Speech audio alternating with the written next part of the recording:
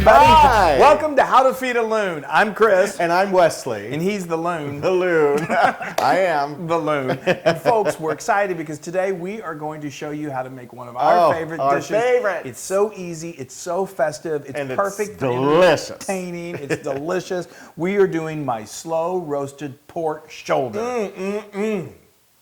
Now, it's not just his, it's mine, too. Oh, yeah. He gets mad when I say that. That's true. Because I do help. He does. It's a And especially with the roasts. They're easy to prepare. definitely, and you really do help eat them.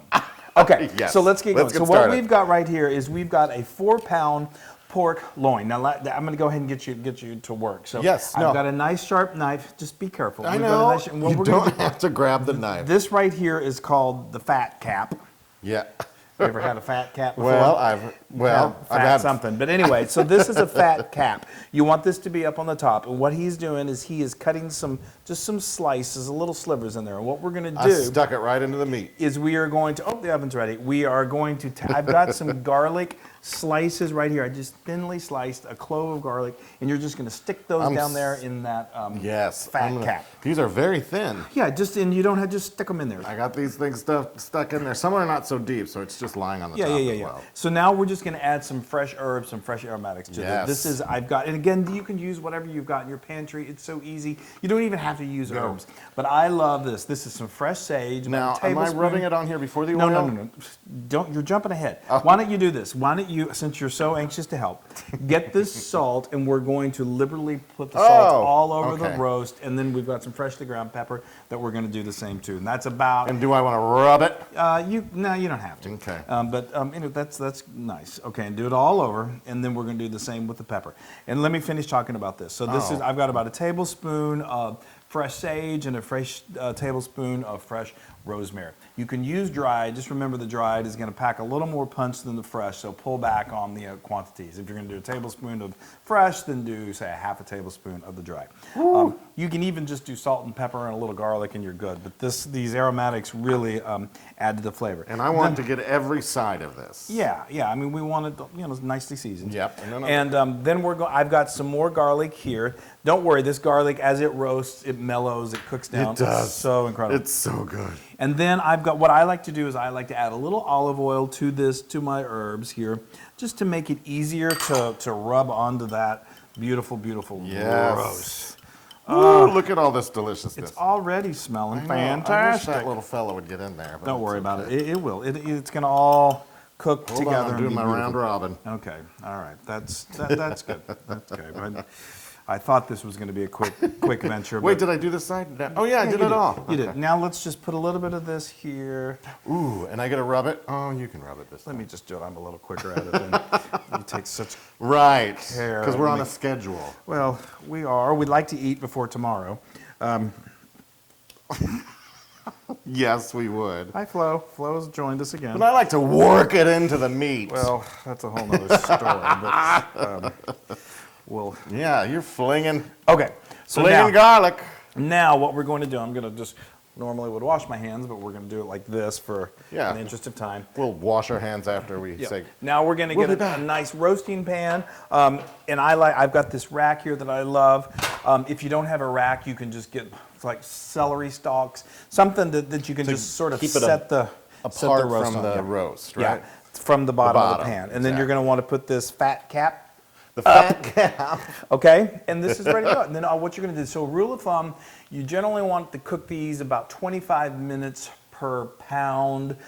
So this is about a little over 4 pounds. So we're going to go around probably a little over an hour and a half. But to ensure, we've got our little trusty dusty instant read thermometer. Yes. If you don't have one of these, I really suggest you buy. You can even, this is a digital one. You don't even have to do that. Yeah. Just get one because it really makes your life better, and you want to make sure your meat is cooked.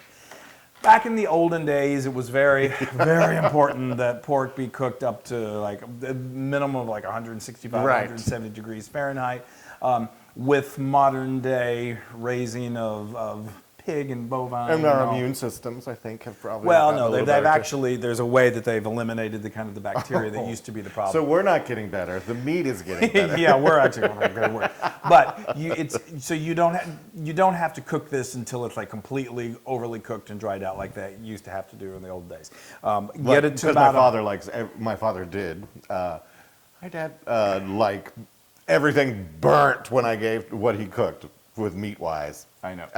And so this, we're not going to do that. We are going to make this really juicy and just a little pink on the inside, which means we're going to let it come to 150, 155 degrees. And then after we remove it from the oven, it's going to sit there for about 15, 20 minutes, and that temperature is going to continue to raise up to a perfect 165, and it's going to be great. Okay? So go ahead and open that oven for me. I gotcha.